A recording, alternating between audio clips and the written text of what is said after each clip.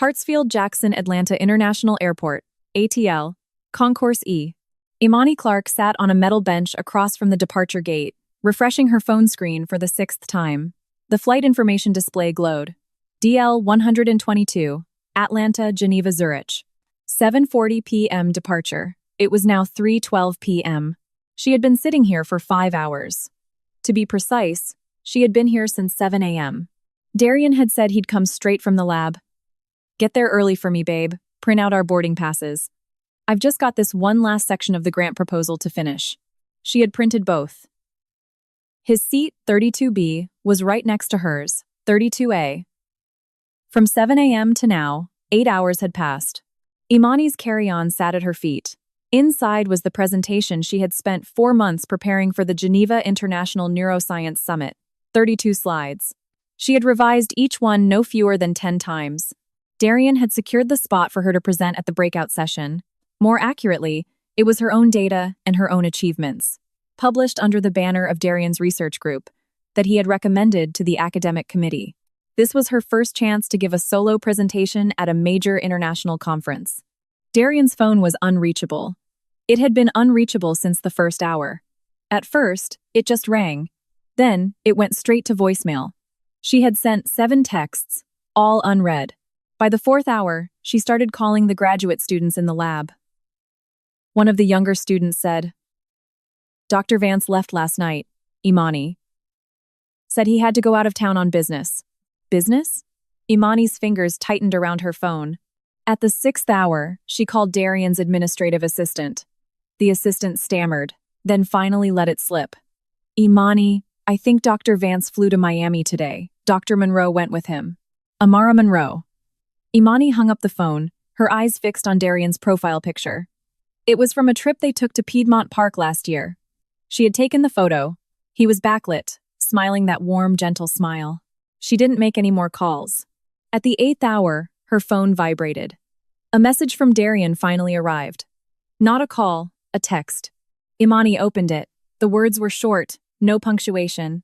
"Mimi wanted a city with an ocean. We went to Miami instead, forgot to tell you. Go on to Geneva by yourself. I had the assistant change your ticket to a single. Don't be mad." Imani stared at the message for a long time. Mimi. He called Amara Mimi. Forgot to tell you. He couldn't even be bothered to form a proper apology. Her gaze fell on the last part. "I had the assistant change your ticket to a single." He had even arranged her next steps, as casually as arranging a lab duty roster. He knew she would still go. He knew she wouldn't skip Geneva over this. He knew her too well. Or rather, he knew too well what a person with no safety net would do. Imani locked her phone. The terminal speakers crackled with announcements of delayed flights. Travelers hurried past, some dragging suitcases, others hesitating by the duty-free shops. The air conditioning was on full blast. She had been sitting for 8 hours, and a thin layer of sweat had formed on her back, chilled by the cold metal of the chair. She looked down and saw her fingers trembling. It wasn't anger. Or not just anger. 3 years. She and Darian had been together for 3 years. From her first day of graduate school, when she had proactively approached him to discuss his research, to his invitation to join his lab, to the two of them falling into a relationship. He had said, "Imani, your talent shouldn't be wasted. Stick with me, and I'll give you the best platform." She had believed him. She had poured her best 3 years, her most innovative research concepts, her most critical experimental data, into his lab group. When the papers were published, she was the second author, sometimes the third. "Don't worry about the author order," he'd say. "Everyone in the field knows it's your work. When the time is right, I'll help you launch your own independent project." When the time is right? 3 years had passed. Not a single one of her independent projects had been launched. Meanwhile, Amara Monroe, the daughter of a director at the National Science Foundation, whom Imani had met twice, appeared more and more frequently on Darian's Instagram feed. Academic exchanges, cross-institutional collaborations, joint grant application. Imani had had her doubts, but every time she gently probed, Darian would smile and wrap his arm around her shoulder. "You're overthinking it. It's purely professional." His voice was gentle, his eyes sincere, just as she remembered them from 8 hours ago when she sat here waiting for him. This morning, before she left, he had told her on the phone, "Wait for me, baby. I'm almost there." She suddenly remembered a detail. Last month, she had received an email from the Center for Neurocomputation at ETH Zurich, the Swiss Federal Institute of Technology. They had seen her paper in Brain on the tau protein aggregation dynamics model and wanted to invite her as a visiting scholar for 2 years. They offered an independent lab and full research funding. Her first instinct was to tell Darian. Darian read the email and was silent for a few seconds. Then he said, "These kinds of offers go out all the time. Most of them are mass emails, not necessarily reliable. Besides, if you leave now, what about our big NIH grant? Your data model is the core component. Who's going to take over if you're gone?" She hesitated. "And besides," he added, "if you go to Switzerland, what about us? A long-distance relationship is too hard. I don't want to lose you." She never replied to the email. Later, she had casually asked Dr. Henderson, a senior professor in the department, a contemporary of Darian's father. Dr. Henderson's reaction was strange. He glanced at her, seemed to want to say something, but in the end only said, "Imani, an offer from ETH Zurich isn't something that comes around every year. You need to think about it carefully." She hadn't understood the weight of his words then. Now, she did. It wasn't unreliable. Darian just didn't want her to leave. A woman with no connections, no resources, whose entire net worth was the research in her head if she left his lab. What would he use to keep climbing the academic ladder? The phone rang again. This time, it wasn't a text notification.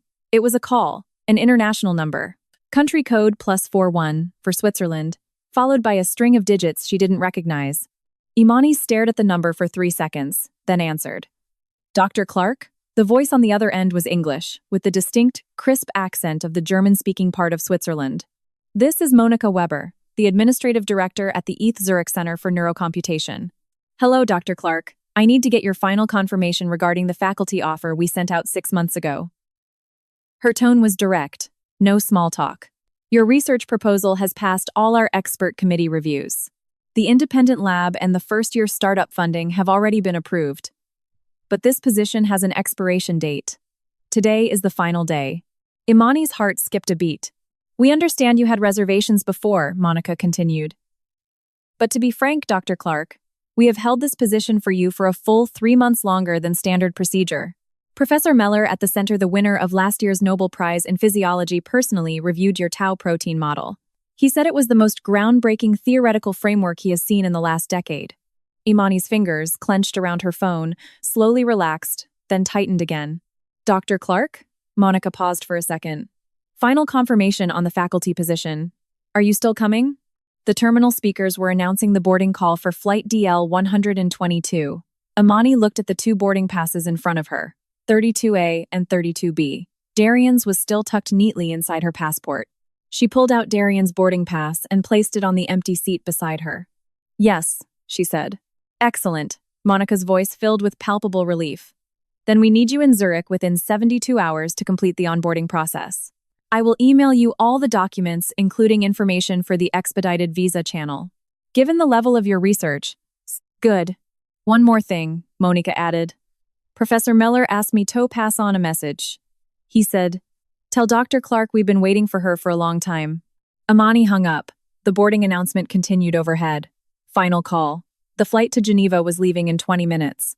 She glanced at the boarding pass left forlornly on the seat. 32A. Darian's name was printed on it, neat and tidy. Then she looked down at her own phone. Darian's text was still on the screen. "Forgot to tell you." Forgot. 3 years of a relationship. A conference she had anticipated for 4 months. An 8-hour wait at the airport. He forgot. She exited the messaging app and opened her email. That 6-month-old message from ETH Zurich was still buried deep in her inbox. She had never deleted it, but she had never replied. Now, she opened it. She read it again, carefully. Independent lab. Full funding. Professor Muller's team.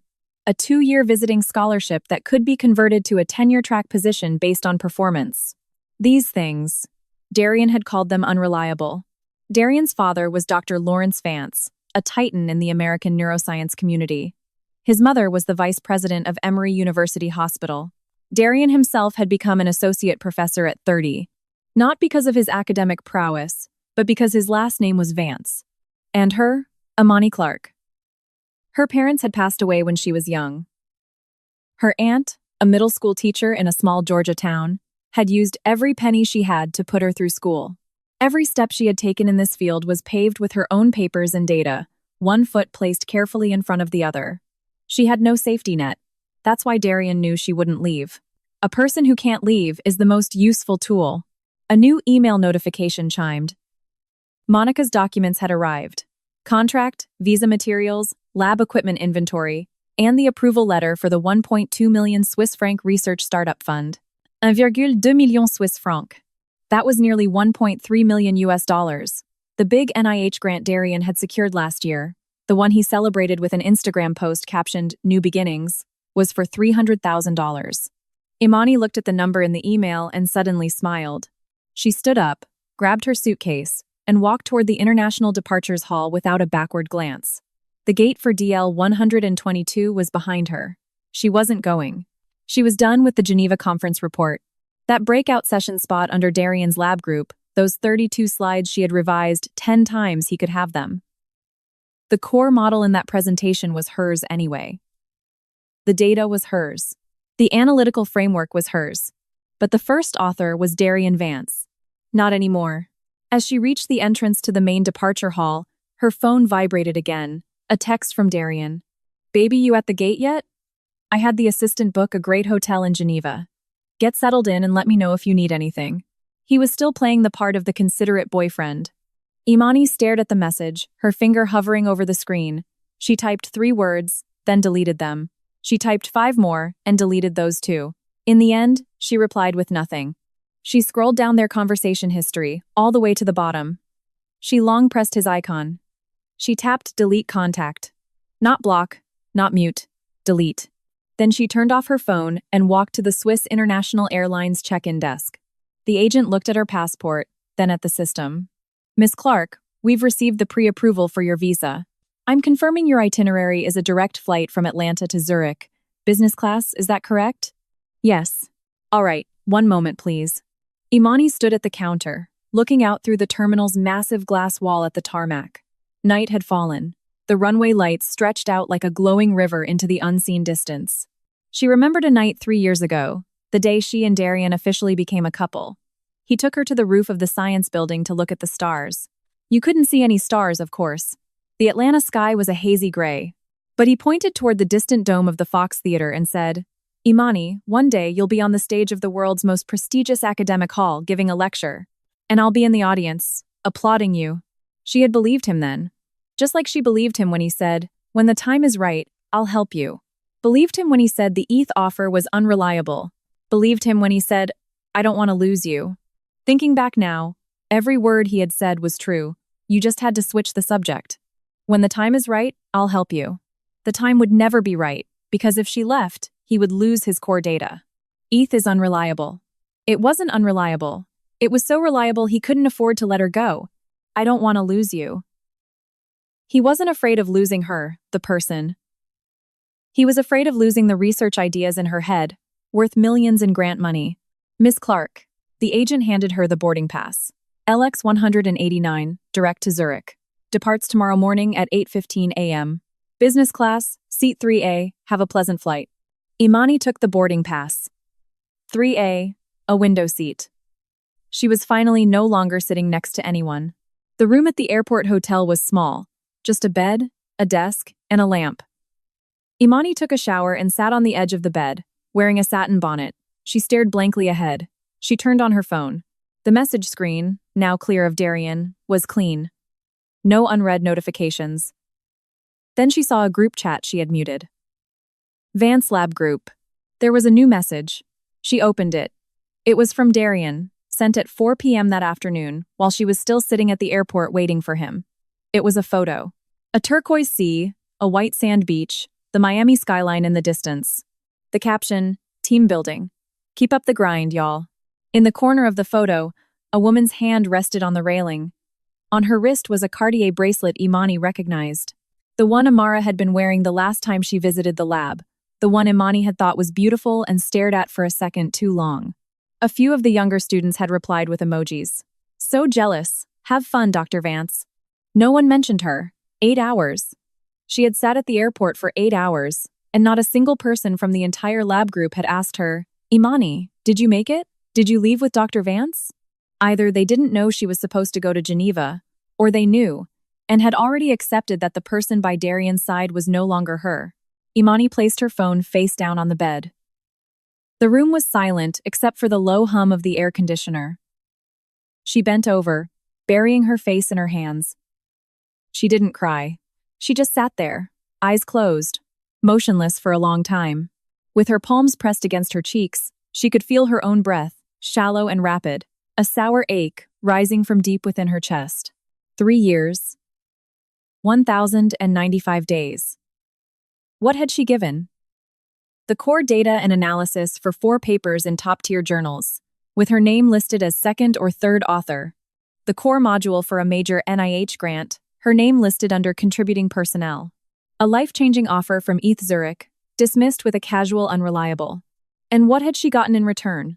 A text message that said, "Forgot to tell you." An empty seat, 32A, and a name, Mimi. Imani lifted her head. Her eyes were dry. She picked up her phone, opened her email, and read Monica's contract, word for word. Then she opened her laptop. It took her 40 minutes to sign, scan, and send back all the required documents. Finally, she opened an encrypted folder. Inside was every piece of raw data from her last 3 years of experiments, all the analysis code, and every initial draft of every paper, complete with timestamps. The creation date of every file was clearly listed in its properties. Darian had probably never imagined she had a habit of keeping backups. He thought a girl from a small town with no connections would just keep her head down and work, never thinking to protect herself. He was wrong. Imani copied the folder to a portable hard drive and tucked it into a hidden pocket deep inside her suitcase. Then she shut down the laptop, turned off the light, and lay down. Tomorrow, at 8:15 a.m., Swiss Air Flight LX 189. She was going to a place where no one knew Darian Vance, where no one cared what his last name was.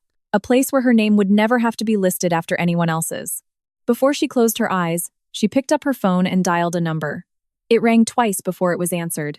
Imani? Her aunt's voice was sleepy but pleased. "It's so late, baby. What's wrong?" "Auntie May," Imani's voice was steady. Only the last syllable trembled slightly. "I'm going to Switzerland tomorrow. I might be there for a long time." There was a 2-second silence on the other end. "Go on," Aunt May said, her voice suddenly clear and firm, as if she had known this day would come. "What about that boy?" "He's gone." Another 2-second silence. "Then he's gone," Aunt May said. "Go on, baby. Auntie May ain't going nowhere. I'll be right here when you get back." Imani didn't speak. "Make sure you eat something on the plane. Don't go hungry. And text me when you land." "I will. Good night." "Good night, Auntie May." She hung up and placed the phone on the pillow beside her. When she woke up in the morning, everything that belonged to her in this city, her desk at the lab, her place in the group chat, the spare key to Darian's condo would be in the past tense. And she would be at 30,000 feet, flying toward a new set of coordinates. Outside, the lights of the airport runway were still shining. A plane was taking off, its engine's roar piercing the hotel's soundproof glass, reduced to a dull, distant vibration. Imani closed her eyes.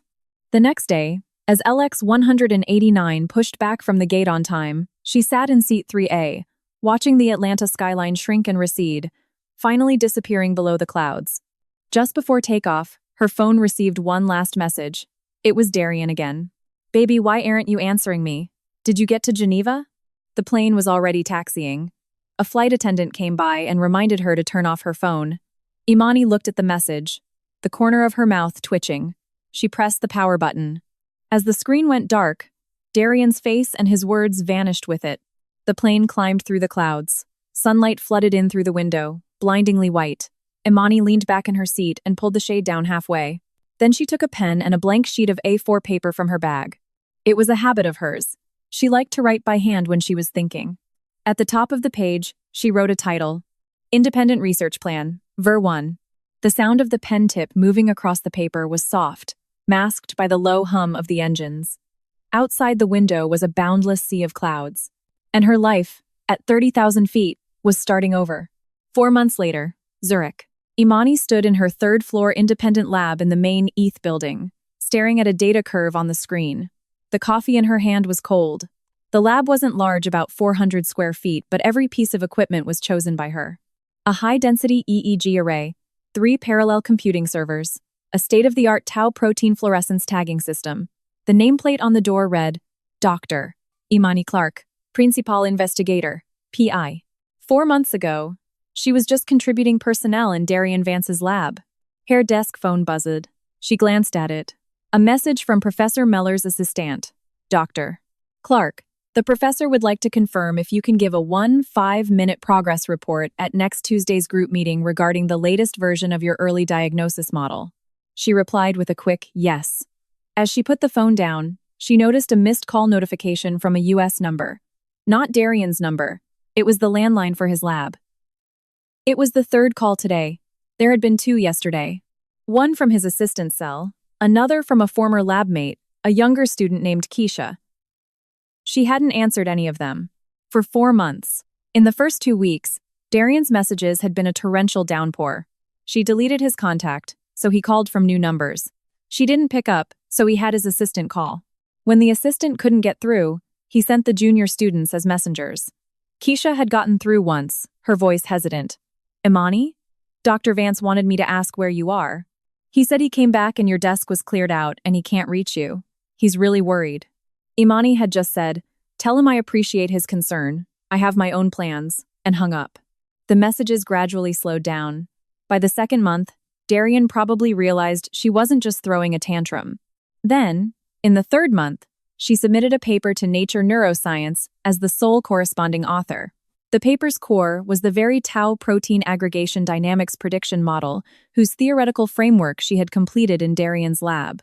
Only now, in Switzerland, she had validated it with new experimental data, completed the clinical control groups, and increased the model's predictive accuracy from 78% to 96.3%.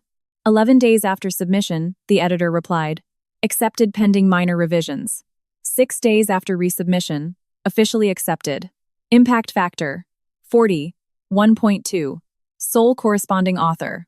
Sole first author, no Darian Vance. No one from his lab. No Dr. Lawrence Vance, the Titan. The news spread through the academic world faster than she had expected, because this paper directly overturned a conclusion from a paper Darian had published in a science sister journal 2 years prior. The core data modeling for that paper had, in fact, been done by her. Now, using a more complete version, she had proven that the original model's parameters had a systematic bias, causing its predictive window to be a full 3 months shorter than reality. In other words, the most important conclusion in Darian's major paper was wrong. And the person who corrected it was the Imani Clark who had left him. Imani knew this paper would cause a stir, but she didn't expect it to happen so fast. The day after it was officially published online, she received 17 emails. 3 were from the US. 2 were interview requests from academic media outlets. 1 was from a researcher at the NSF she didn't know, very politely asking if she would be willing to give a virtual seminar. And 1 was from someone unexpected, the sender, Darian Vance. The subject line, Imani. The body was just 1 paragraph. Saw your paper. Congratulations. I always knew your abilities went far beyond what you were able to show in my lab. I've been thinking a lot lately. I know I handled some things badly. I'd like to talk to you in person. The America's Neuroscience Summit is in Miami next month. I saw you're on the list of invited speakers. I'll be there too. Can we meet? Imani finished reading the email, moved her cursor to the delete button, and paused for 2 seconds. She didn't click it. She closed her inbox and went back to processing her data. 5 weeks later, Miami. The America's Neuroscience Summit was held at the Miami Beach Convention Center. Imani's invited talk was scheduled for the main auditorium on the 2nd morning. A plenary session, not a breakout. 40 minutes in front of all 1,200 attendees. It was the first time in her life she had stood on a stage of this caliber. After her presentation, the applause was sustained. Professor Miller, sitting in the front row, led a standing ovation. Several of his colleagues seated next to him, including 2 members of the National Academy of Sciences, also rose to their feet. Imani stood at the podium, looking out at the sea of faces. Some were scribbling notes, some were taking pictures of the data on her slides, some were whispering to the person next to them. She could see their lips move, probably saying something like, "That model is brilliant." Then, her gaze swept over the middle section and landed on a seat toward the back. Darian. He was in the 12th row, on the aisle. He wore a dark gray suit, his tie perfectly knotted. He wasn't applauding. His hands were clasped on his knees, his knuckles taut. He was staring at her, his lips pressed into a thin line. His expression was complex. Not anger, not pride, but a strange sense of dislocation. Like someone watching an object that should have been his being displayed in someone else's showcase. Imani shifted her gaze away. "Thank you for your time," she said into the microphone. "If there are any questions, we can discuss them during the Q&A session." During the lunch break, Imani stood on an outdoor terrace overlooking the convention center, a bottle of water in her hand. The tropical Miami sun was hot on her skin. She was reading a text from Professor Muller. "Outstanding presentation. Imani. Dinner tonight? There are a couple of people who want to meet you." Footsteps approached from behind. "Imani." She didn't turn. "Imani." She turned. Darian stood about 6 feet away. He was thinner than he had been 4 months ago, with faint dark circles under his eyes.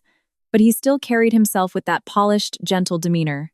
The cuffs of his shirt were buttoned perfectly, his hair impeccably styled. "Long time no see," he said, a small curve on his lips, as if he were trying to maintain that familiar, easy smile. "Dr. Vance," Imani nodded. The title made his smile freeze for an instant. "Are you still angry with me?" He took a step forward, his voice low, as if afraid of being overheard by passing colleagues. "I know what happened last time was wrong. It was a last-minute change of plans. I should have told you beforehand." "Which time are you talking about?" Darian's words caught in his throat. Imani looked at him, her expression flat. "Are you talking about the time you took Amara to Miami? Or the time you told me not to reply to the ETH Zurich email? Or the time you put my model framework in your Science Sister journal paper without my name on it?" Darian's lips moved. "Imani, let me explain." "No need to explain." Imani twisted the cap back onto her water bottle. "I don't have time today. I have a roundtable discussion this afternoon. What do you want?" Darian took a deep breath, as if composing his thoughts. "I want to talk to you about coming back." "Back where?" "Back to the States. Back to the university." His pace quickened. "Imani, I know you're doing great at ETH. I read your paper carefully, it's brilliant. It's your talent. But you're all alone over there, with no team to support you. It gets harder as you go further. The resources, the platform, the network here, you can't just give all that up." He paused, as if feeling his words weren't strong enough, and added, "I talked to my dad. He said he can help you get a nomination for the Presidential Early Career Award. The condition is that you come back and affiliate with our center. If you want your own lab, fine. I won't interfere. But I'll provide the platform and the resources." "Darian," Imani cut him off. He stopped. "That paper in the Science Sister journal," her voice was quiet, as if stating an irrelevant fact. "You know I have the original, time-stamped source code for every version of that model, right?" Darian's face changed. Not instantly. It was a slow creep, starting from his brow and spreading across his entire face, like a transparent layer of frost seeping out from under his skin. His Adam's apple bobbed. "What do you mean?" "Nothing." Imani put the water bottle in her bag and zipped it up.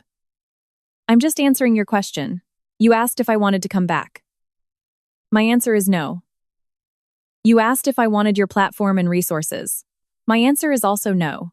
She took a step back, creating more distance between them. "Was there anything else?" Darian stood rooted to the spot, his mouth opening and closing. His right hand unconsciously slipped into his suit pocket, clenching into a fist. The gesture betrayed that he was not as calm as he appeared. "Imani," his voice finally cracked a little. "Are you doing this to punish me?" Imani looked at him. 4 months ago, sitting at the airport for 8 hours, she thought she would hate him for a long time. But now, standing in the Miami afternoon sun, facing the man she once thought she could entrust with everything, she found her heart was surprisingly quiet. It wasn't forgiveness. It was indifference. "I'm not punishing anyone, Darian," she said. "I'm just doing my own work." Then she turned and walked away. There was no sound from behind her. That evening, after the roundtable forum, Imani was back in her hotel room, opening her laptop to check emails. Professor Miller's dinner invitation was confirmed for 2 p.m. at a private restaurant on the hotel's top floor. As she was replying, her phone rang. The caller ID was Keisha. After a moment's hesitation, she answered. "Imani!" Keisha's voice was buzzing with suppressed excitement. "I saw your Nature neuroscience paper. It's incredible. The whole lab is freaking out." "Thanks, Keisha." "Imani, I have to tell you something." Keisha's voice suddenly dropped to a whisper, filled with the tension of someone afraid of being overheard. After Dr. Vance got back, He's been throwing things in his office every day. He made everyone back up all the data you left on the public server. He said he needs to verify it. Imani's fingers paused on the keyboard. And, Keisha continued, Amara Monroe came to the lab last week. She and Dr. Vance were in his office with the door closed for almost 2 hours. When she came out, she looked furious. I was walking by and I overheard something. I think Dr. Vance was saying he had an unpublished version of that model's parameters that was even earlier than the one in your paper. Imani's lips twitched. An earlier version? Darian was going to claim ownership of the intellectual property by saying he had an earlier version. Too bad for him. The timestamp he had was a GitHub commit record, accurate to the second, with a hash value that was impossible to forge. And that earlier version he possessed was nothing more than an email attachment he had sent to himself. The send time of that email was 3 days after she had created the original code repository. Imani? Keisha asked tentatively.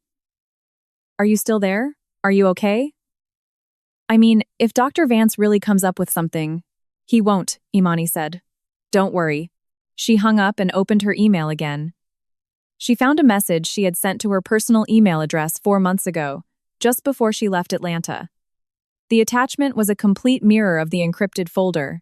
All the original code, lab notes, screenshots of the Git commit history, and a backup of every single email exchanged between her and Darian discussing the model. Every timestamp, every line of code, its attribution was crystal clear. She had never thought she would need to use these things, but she had kept them. The next morning, after the final plenary session of the conference, the organizers hosted an informal networking coffee break. It was essentially a social event for professors and young scholars to mingle. Imani was standing by the refreshment table, holding a cup of black coffee, having just finished a 10-minute conversation with a Cambridge professor Meller had introduced her to. The professor was fascinated by her model and asked several deep technical questions. She answered each one. After the professor left, just as Imani was about to find a quiet corner to check her afternoon schedule, she saw someone approaching from the corner of her eye. Not Darian. It was a woman she had met twice. Amara Monroe. Amara was wearing a beautifully tailored blush pink dress. Her makeup was flawless, her hair tucked behind her ears to reveal a pair of small pearl earrings. She held a latte, a polite, social smile on her face. Dr. Clark, she said as she approached, her voice perfectly sweet. Long time no see. Imani looked at her. The last time they met was over a year ago, when Amara visited Darian's lab. She had been wearing a light-colored dress then, too. The Cartier bracelet on her wrist had glinted under the lab's fluorescent lights, bright enough to hurt the eyes. Hello, Imani said. I was in the audience for your talk this morning, Amara continued, switching the latte to her left hand and lightly tucking a strand of hair behind her ear with her right. It was truly brilliant. No wonder Darian always said you were the most talented researcher he'd ever met. That pause was subtle. Imani didn't respond. Amara didn't seem to expect her to. I was just a little curious, though, she went on. The theoretical framework of your model. Does it share some common ground with the model from Darian's paper 2 years ago? I mean, since you were in the same group, it's normal for there to be some academic overlap. As she spoke, her eyes narrowed slightly, like a satisfied cat licking its paws. Imani placed her coffee cup on the high-top table beside her.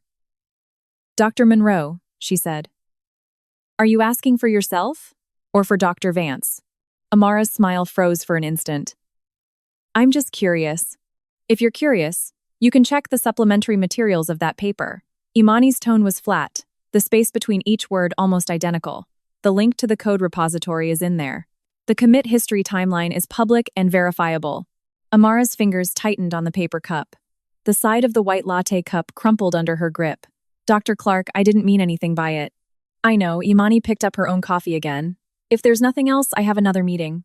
She didn't wait for Amara's reply. She turned and walked away. That night, back in her hotel room, Imani was organizing her materials for the flight back to Zurich. A new message popped up on her phone. It was a private message from the academic social network, ResearchGate. The sender was Darian. The message was long, much longer than his usual style. His messages to her had always been short, direct. Run the data. Revise that figure. I'll be home late tonight. This time, he wrote nearly 500 words. The gist of it was an apology. He said he shouldn't have taken Amara to Miami and caused a misunderstanding. He said his relationship with Amara was purely professional, that her father and his father were collaborating on a joint fund and he needed to maintain the relationship. He said he understood why she went to ETH, but he felt she should think calmly about the long-term prospects of a platform in the US. The last paragraph read, Imani, I know you saw Amara talking to you today. I didn't ask her to do that. She can be inappropriate sometimes. I'll talk to her. But those are minor things. What's important is us.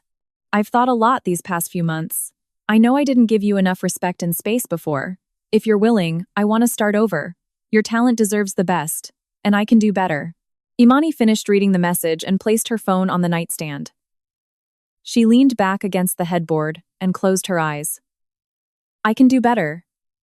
She had heard that line so many times. Every time she questioned why her name wasn't on a paper, why a conference spot went to someone else, why her progress was always stalled by his project timelines, he would say in that gentle, apologetic tone, I wasn't thinking. I'll be more careful next time. And then, next time, everything would be the same. She didn't reply to the message. 6 months later, Imani's second paper was published. This time, in Cell, one of the highest impact journals in the life sciences.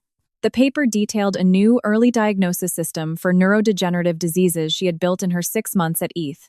Based on her tau protein dynamics model, combined with machine learning algorithms, it could predict the onset of Alzheimer's disease up to 18 months before clinical symptoms appeared, with an accuracy of 97.1%. In its first week of publication, the paper was cited 47 times. The news section of Nature wrote a feature story about it. The headline read, A Breakthrough from Zurich. Dr. Imani Clark's team and an early diagnosis model poised to change the clinical timeline for Alzheimer's. Dr. Imani Clark's team. Those 4 words appeared for the first time in a top international academic publication. 3 weeks after the paper's publication, Imani received a formal invitation from the Asia-Pacific Neuroscience Society. They invited her to give a special keynote address at their annual conference next year. The location, Atlanta. On the same day, she received another email. The sender was the dean of a renowned university in the US, someone she had heard of but never met. The email was direct. They wanted to hire her to come back to the States as a distinguished professor. They offered a full professorship, a competitive salary, startup funding, and an independent team. The terms were generous. Imani looked at the email and remembered what Darian had said in Miami 6 months ago. You're all alone over there. It gets harder as you go further. She opened her CV and updated her publication list. 2 top-tier journal papers. Independent PI. International keynote invitations. 2 international collaborative grants pending approval. All alone, it gets harder as you go further. She smiled and closed the email. Atlanta, the Asia-Pacific Neuroscience Society Annual Conference. Imani stood backstage in the main auditorium of the Georgia World Congress Center, holding a remote clicker. Her PowerPoint was ready. Her keynote address was scheduled for the prime slot on the first afternoon. The audience was 2,000 people, with an estimated 50,000 more watching the live stream. It was her first time giving an academic presentation back in the US. She had been gone for 10 months. The backstage door opened and a young man in a white shirt poked his head in. Dr. Clark? 10 minutes. Okay. She glanced at her phone. An unread message from Keisha. Imani, Dr. Vance is on the speaker list today. He's giving a talk in breakout session 3. The title is Tau Protein Aggregation Prediction, based on a dynamic network model. Imani looked at the title. Her thumb paused on the screen. Tau Protein Aggregation Prediction. Wasn't that her model? Or rather, the early framework of her model? The one with the systematic bias that Darian had published in the Science Sister Journal. He was still using it, and he was using this version, which her new paper had already proven to be flawed, to give a presentation. She locked her phone and took a deep breath. The moderator's voice came through the speakers. And now, please welcome our special keynote speaker for this conference, the principal investigator from the Center for Neurocomputation at ETH Zurich, Dr. Imani Clark. Applause erupted. Imani pushed open the backstage door and walked onto the stage. 30 minutes into her presentation, Imani clicked to the final data comparison slide. On the left was the predictive curve of her new model. On the right was the early model from existing literature, the one with the systematically biased parameters. She didn't name names, but the reference number on the slide pointed clearly to Darian's paper from 2 years ago.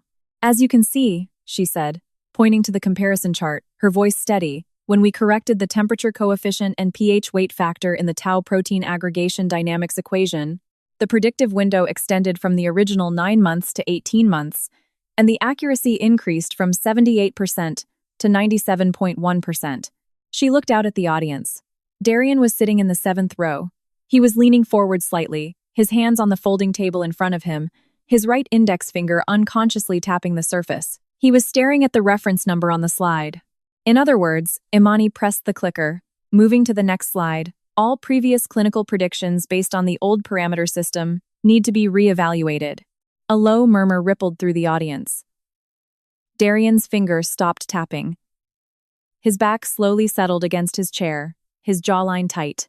Imani didn't look at him for long. She returned to her summary slide, concluded with 3 key takeaways, and then said, "Thank you. I welcome any questions during the Q&A." The applause thundered again. The moderator walked up with a microphone. "Thank you, Dr. Clark, for that brilliant presentation. We have 15 minutes for questions. Are there any colleagues who would like to ask a question?" Someone in the 1st row raised a hand. Someone in the 3rd. Someone in the 5th. In the 7th row, Darian Vance raised his hand. The moderator gestured for a volunteer to bring a microphone to him. Darian stood up. "Dr. Clark," his voice was steady. He even managed a faint smile, the kind of condescending, senior advising a junior smile he always put on in public. "A very impressive piece of work. I have one question. Please. You mentioned that the old parameter system has a systematic bias." His speech was slow, each word enunciated clearly. "But as far as I know, the theoretical foundation for that parameter system was first established in my lab. You were a member of that team at the time. So I'd like to confirm, what is the relationship between your new model and the original work from our lab? Is it a correction or an independent development? Because this pertains to the issue of intellectual property rights." The entire hall fell silent. 2,000 pairs of eyes darted back and forth between him and her. Imani stood at the podium. She gently placed the remote clicker on the lectern. She looked at Darian. He stood by his seat, his back ramrod straight, the polite curve still on his lips. She knew that posture all too well. It was the posture he used when he was saying, "Your work is really my work. You just made a few small additions." For 3 years, he had used that posture to move her name from 1st author to 3rd. "Dr. Vance," Imani said. Her voice wasn't loud, but the auditorium's sound system carried every word to the last row.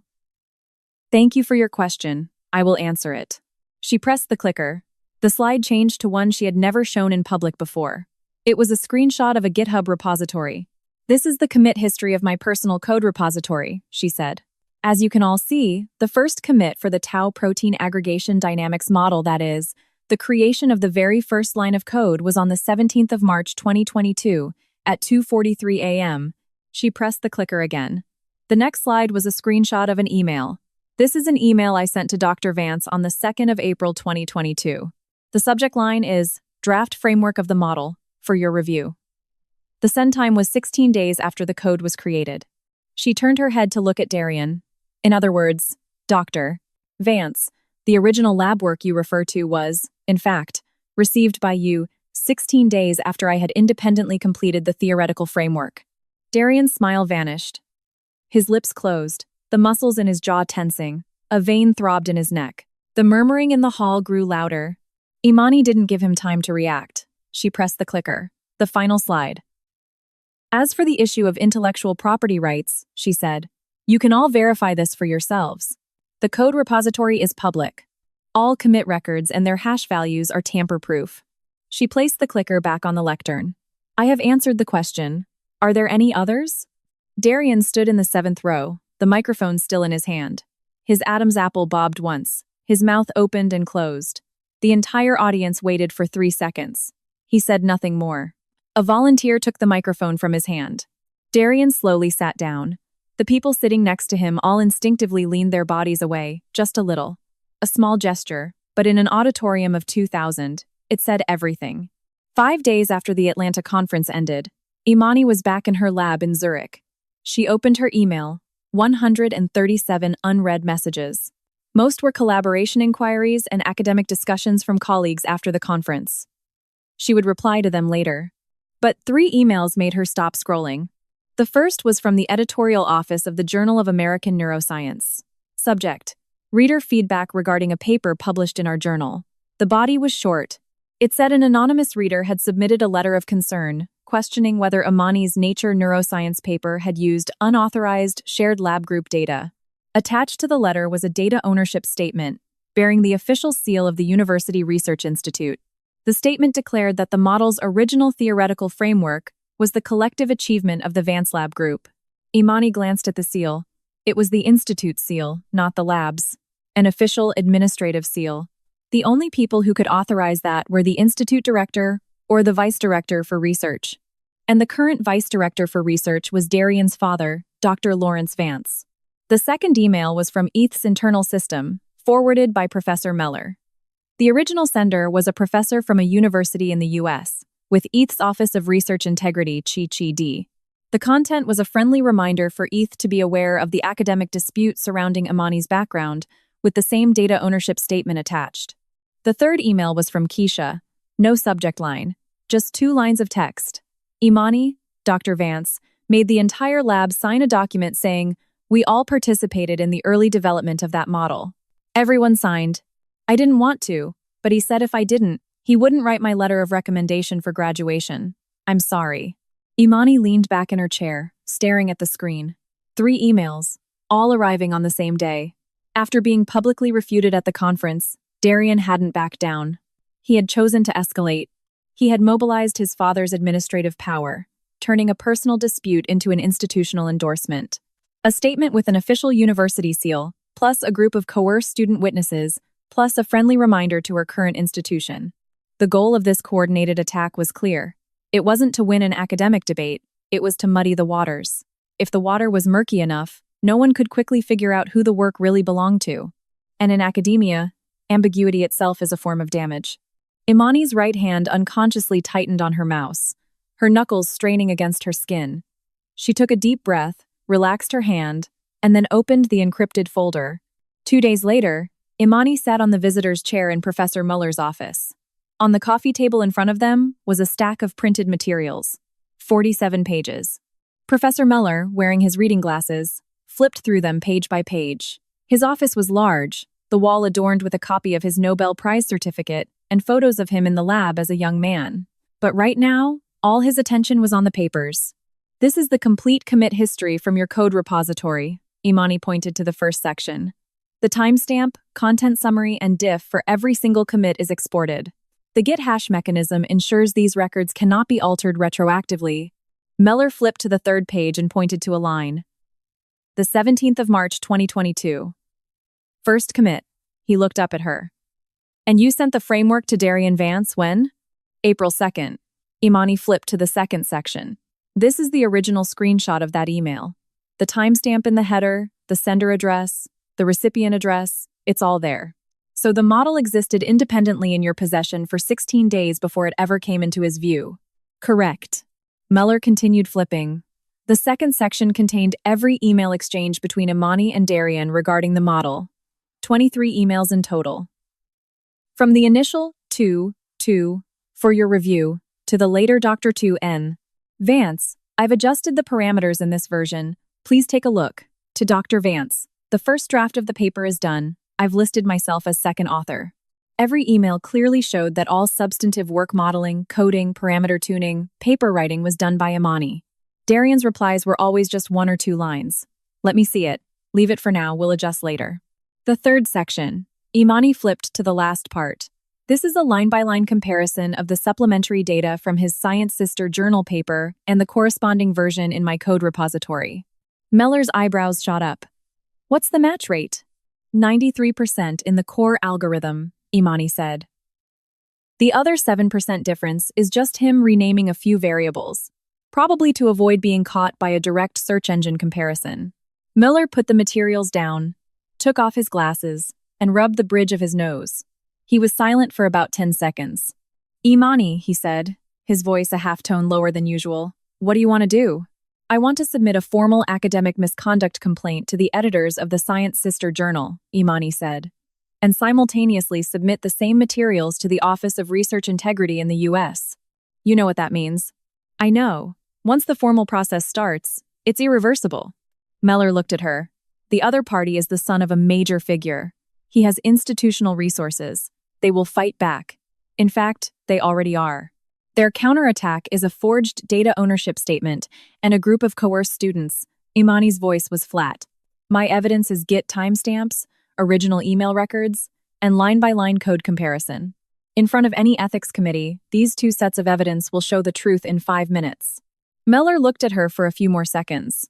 Then he put his glasses back on, picked up the fountain pen on his desk, and signed his name on the last page of the materials. As your PI and sponsor, I will vouch for the authenticity of this evidence, he said. What do you need me to do? Just tell me. 3 weeks later, the Science Sister Journal's editorial office replied. The email was formal, the wording precise. The gist was, the editorial office has received Dr. Clark's complaint. After a preliminary review, the submitted evidence is deemed to have substantial merit.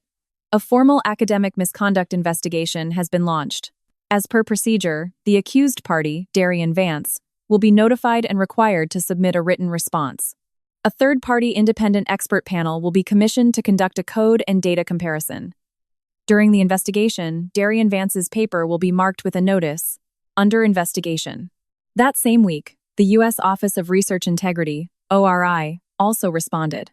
The case was accepted and had been forwarded to the relevant university's Academic Integrity Committee for handling. Imani saved both replies into a folder. Then she went back to the lab and continued processing the data for her third paper. 2 weeks later, Keisha called. Imani, her voice was low, as if she were hiding somewhere. Something happened. The university's academic committee held a meeting. About your complaint. What was the result? No result. Keisha took a deep breath. The committee's opinion was that, given the project involved multi-person collaboration, the intellectual property attribution requires further clarification. They recommended negotiated resolution between the parties. Negotiated resolution. Imani tapped her finger on her desk. Do you know who the chair of the academic committee is? Keisha asked. I know, Imani said. The chair was another senior professor at the institute, a peer of Lawrence Vance's. The two of them had co-advised 3 PhD students and jointly applied for 2 major federal grants. It was a small circle, but Keisha's voice dropped even lower. I have to tell you something. Dr. Vance has been publishing papers like crazy, with Amara Monroe. 1 last month, 2 more submitted this month. The speed is unnatural. Published where? 1 in Neuron, 2 submitted to Nature Communications. I glanced at the content. It's all applied extensions of your model, clinical validation and drug target screening. Imani leaned back in her chair. Where is Amara's name listed? Co-first author, Keisha said. Dr. Vance is the corresponding author. Amara is co-first. Co-first author. Amara's PhD was in pharmacology. Computational neuroscience was a world away. Her name appearing as co-first author on this type of paper could only mean one thing. Darian was trading authorship for something. What? Amara's father was a director at the NSF, holding the purse strings for millions in joint funding every year. Imani? Keisha hesitated. I think he's making a gamble. He's betting that your complaint will eventually be negotiated away. And in the meantime, he's rushing to publish as many papers as possible, so that even if the old one is retracted, he'll have new achievements to prop up his academic record. I know, Imani said. So what are you going to do? Imani didn't answer immediately. She looked out the window at the gloomy Zurich sky. The Limit River below was a cold gray. Keisha, she said, can you do something for me? What? Look up all the papers Amara Monroe has published in the last 3 years, as either first or co-first author. Check the experimental data in those papers, especially the animal experiment data. See if there are any signs of data reuse. There was a 2-second silence on the phone. You suspect? I don't suspect, Imani said. I just want to confirm the scale. 10 days later, Keisha sent an encrypted file. After unzipping, there was an Excel spreadsheet and 17 screenshots of figures from papers. The spreadsheet listed the details of 6 papers Amara had published in the last 3 years. At the far right was a column Keisha had labeled anomalies. For example, in the first and third papers, the body weight growth curves from 2 different animal experiments were identical. Not just similar trends, every single data point was identical to 2 decimal places. And these 2 papers supposedly used different batches of lab animals. In the second and fifth papers, 3 of the Western blot images showed visible signs of Photoshop. The distribution of the background noise was unnatural, with clear, rectangular, cut-and-paste borders. In the sixth paper, the most recent one, co-authored with Darian and submitted to Nature Communications, the spectral analysis graph of the EEG data was almost identical to a batch of pilot experiment data Imani had run 2 years ago in Darian's lab. That pilot data had never been formally published. It was stored on the lab's public server. Imani hadn't taken it when she left because the quality was too poor to be useful. But now, it was appearing in Amara's paper. Imani enlarged each screenshot and compared them carefully. She spent an entire afternoon marking every anomaly, linking each piece of evidence to the original publication. Then she opened the official website of the Office of Research Integrity, ORI, and found the reporting portal. Simultaneously, she opened a new email. The recipient was the editorial office of Nature Communications. The subject line read, "Concerns regarding data integrity in manuscript NC2024XXXXXX." Her email was restrained. She only stated facts. The EEG spectral data in a certain manuscript is highly similar to unpublished pilot data. Attached comparison screenshots. The animal experiment data in a certain manuscript shows unreasonable exact duplication. Attached data comparison table. The Western blot images in a certain manuscript show signs of image manipulation. Attached magnified and annotated images. The final sentence. The above materials are provided for your reference. Should further verification be required, I can provide the complete original data files for comparison. 5 days later, the reply from Nature Communications came. Dear Dr. Clark, thank you for bringing this to our attention. We have initiated an editorial inquiry into the manuscript in question. The corresponding author has been notified and asked to provide the original data files within 14 days.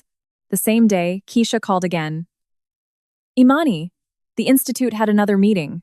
About what this time? This time is different. Keisha's voice was faster than usual. It wasn't our own meeting. People from the federal government's Research Integrity Office came. An investigation team. 4 people. They said they need to audit all of Dr. Vance's lab's original experimental records for the past 3 years. Imani's fingers froze on the keyboard. They came directly? They didn't go through the university's academic committee? No, Keisha said. I heard it's because you reported it to the Science Sister Journal and ORI simultaneously. The international investigation process has already started, so the US side couldn't just sit on it anymore. Delaying further would look like a cover-up, and that's a major black mark. Imani leaned back. Federal investigators, bypassing the university committee. This meant Lawrence Vance's back-channel negotiation route was blocked. What was Dr. Vance's reaction? She asked. Keisha hesitated. He didn't really have one. He was conveniently out of town on business the day the investigators came. His assistant said he was at a conference in D.C., but I think he's trying to pull strings. And Amara? Amara was crying in the lab this morning. Keisha's voice held a strange mix of emotions. Her advisor, her dad, called her and was yelling at her in the hallway for a long time. I couldn't hear the specifics, but the gist was, he told her to clean up her own mess. Imani was silent. Imani, Keisha's voice lowered again. That document I signed. The data ownership statement. Will the investigators see it? They will. Then, will they believe what I say? I was coerced into signing it, but I don't have proof. You do, Imani said. Who? Didn't you ask one of the senior students in the group chat? Do we really have to sign this thing Dr. Vance is passing around? There was a 3-second silence. How did you know that? Keisha's voice was tinged with shock. Because the senior student sent me a screenshot, Imani said. The time, the content, the context, it's all there. That's your proof of coercion. When the investigators ask you, just tell the truth. Okay. Keisha took a deep breath. Imani, thank you. Don't thank me, Imani said. You did the right thing. 2 weeks later, Imani received 2 emails. The first was from the Science Sister Journal editorial office. The body was short. After review by a third-party independent expert panel, the core algorithm of the accused paper was found to have substantial overlap with the complainant's provided code repository. Furthermore, the complainant's code creation date predates the submission date of the accused paper. The editorial office has made a decision. The paper is hereby officially retracted. A retraction notice will be published on the journal's homepage next week. The The second email was from the Federal Office of Research Integrity. The content was longer, but the core message was in one paragraph. After a preliminary investigation, it has been verified that multiple papers published by the Darian Vance Lab Group between 2022 and 2024 contain issues of unclear data provenance, improper authorship, and suspected use of others' unpublished work. Given the serious nature of these issues, the office has decided to upgrade this case to a high-priority investigation and has notified the relevant journals to cooperate. Concurrently, the experimental data issues in papers co-authored by Amara Monroe have also been included in the scope of the investigation. Imani finished reading, printed out both emails, and placed them in the folder with the rest of her materials. The folder was now over 200 pages thick. She closed it, pushed it to the corner of her desk, and then opened her data analysis software. She went back to work on her third paper. The curves on the screen were smooth and beautiful. The new predictive model was performing even better on the clinical data than she had expected. Her fingers flew across the keyboard. Outside, autumn was arriving in Zurich. The leaves on the trees along the Limmat River were beginning to turn yellow. The afternoon sun slanted into the lab, casting pale gold patches on the white desk. She didn't look up. Her phone vibrated. A message from Professor Muller. Imani, the confirmation for your invited speaker slot at next month's International Neuroscience Summit in Berlin has been sent. Also, just to let you know, the organizing committee has just revoked Darian Vance's speaking invitation. I'm sure you can guess why. Imani glanced at the message, replied received, and went back to her code. That evening, Imani sat at the desk by the window in her apartment. On the desk was a jar of peach preserves her Aunt May had sent last month. You can't get a taste of home over there, she had written, sending you a little something. Next to the jar was her notebook, open to a page filled with dense equations. She leaned back, looking out at the night. Someone in the building across the street was playing the piano. The music drifted across the street, faint and warm. Her phone screen lit up. A text from a new number. She hadn't saved it, but the area code was from Atlanta. The message was just one line. Imani, do you have to do this? Imani looked at the line of text. Her thumb hovered over the screen for a moment. Then she pressed delete. She picked up her notebook, turned to a new page, and started writing down her experiment plan for the next day. The piano music outside continued. 3 days before the opening of the International Neuroscience Summit in Berlin, Imani was in her hotel room, revising the last 3 slides of her presentation, when her phone rang. Caller ID, Professor Muller. Imani, there's a situation you need to know about. Muller's voice was more serious than usual.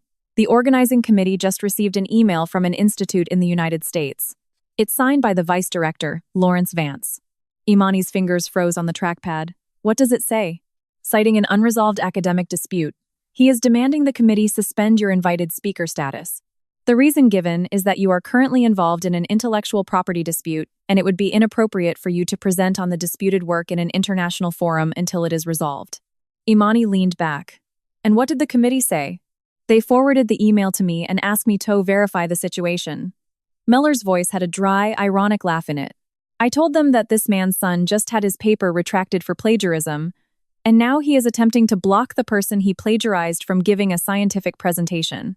The committee can judge the nature of this email for themselves. And their decision? Your presentation will proceed as scheduled, Muller said. Furthermore, the committee chair asked me to tell you that he is personally appalled by this act of academic intimidation. He plans to make a public statement in support of academic freedom at the opening ceremony. Imani let out a breath. But Imani, Muller's tone changed. This means the other side is resorting to extreme measures. For a figure of his stature to send a letter in his official capacity trying to silence a speaker at an international conference is a very serious breach of academic norms. He is either desperate or he has no idea what the consequences of sending that email will be. He knows, Imani said. What? He knows what it means, but he thinks his name still carries enough weight in this field to crush anything. Muller was silent for 2 seconds. Then he is mistaken. The summit opens. Berlin. The main auditorium of the ICC Berlin held 3,000 people. Imani's presentation was scheduled for 10 a.m. on the second day, the penultimate keynote of the summit. On the first day, she attended a few breakout sessions as an audience member. At lunchtime, in the conference cafeteria, she ran into someone unexpected. Not Darian. It was Darian's mother, Dr. Eleanor Vance. vice president of Emory University Hospital. Dr. Vance wore a dark cashmere coat, her hair impeccably styled. Her conference badge hung around her neck. It was a guest badge, not a speaker badge. She was standing by the buffet line, holding a cup of coffee, her gaze locking onto Imani with precision. Imani. Imani stopped, her lunch tray in hand. Dr. Vance, she said. Eleanor Vance walked over, a polite smile on her face, the kind of flawless social smile honed over 20 years in hospital administration. It's been a long time. Her voice was gentle. I hear you're doing very well in Switzerland. Congratulations. Thank you. Can we sit and talk for a few minutes? Imani glanced at her. Of course. They sat at a small round table in a corner. Dr. Vance placed her coffee cup on the table, her hands clasped in front of her posture elegant and composed. Imani, I'll be direct. Her smile faded slightly, replaced by the expression of an elder concerned for a junior. This situation between you and Darian. As a mother, my heart aches for you. He did many things that were wrong. I won't make excuses for him. Imani said nothing, waiting for the but. But, Eleanor Vance continued, as expected, now that things have escalated to this point, it's not good for anyone. You've published your papers. You've made a name for yourself. You've already won. To keep pursuing this, Imani will do nothing but make our entire field a laughingstock, and it won't add anything to your academic reputation. She paused, looking into Imani's eyes. I came here today to propose a solution, on behalf of Darian and his father. The retraction, we accept it. That was Darian's mistake. But can we slow down the investigation from the federal government? We are willing to issue a public statement acknowledging you as the sole creator of the model. Authorship, intellectual property, it will all be returned to you. Furthermore, her finger tapped lightly on the table. The Vance family's network and resources will be at your disposal from now on. Whatever platform, whatever grant, whatever review committee recommendation you need, you just have to ask. Imani placed her fork down next to her plate. Dr. Vance, she said. You just said slow down. You want me to withdraw my complaint? Not withdraw, Eleanor corrected instantly. Postpone. Let things cool down. Postpone means the federal investigation is paused. Darian keeps his associate professorship. And Dr. Lawrence Vance's reputation remains untouched. Imani's voice was flat, enunciating every word clearly. Is that correct? Eleanor Vance's smile stiffened. Imani, I am trying to find a dignified way out for everyone. Dr. Vance, Imani interrupted, her voice not loud, but the two words were enough to silence the woman across from her. The federal investigation is not something I can postpone. That is a government procedure, not controlled by the complainant. Eleanor's fingers tightened. And, Imani stood up, picking up her tray. The solution you just proposed, a public statement, plus resource compensation, is based on a false premise. What? You assume I still need the Vance family's resources. Imani held her tray, looking directly into Eleanor Vance's eyes. I don't. She turned and walked toward the cafeteria exit. From behind her came Eleanor's voice, low and sharp. Imani, doing this, you're burning bridges for everyone, including yourself. Do you really think you can make it to the top in academia with just papers alone? Imani didn't turn back. Summit Day 2, 9:45 a.m. Imani stood backstage, remote clicker in hand. She glanced at her phone. A message from Keisha had arrived 10 minutes ago. Imani, just heard something. Dr. Vance changed the content of his breakout session talk last night. The new title is A Multimodal Dynamic Prediction Framework for Neurodegenerative Diseases. I looked at the abstract. The core methodology has a very high overlap with your new system. Imani stared at the screen. Darian's breakout session was at 2 p.m. today, 4 hours after her keynote. He was gambling.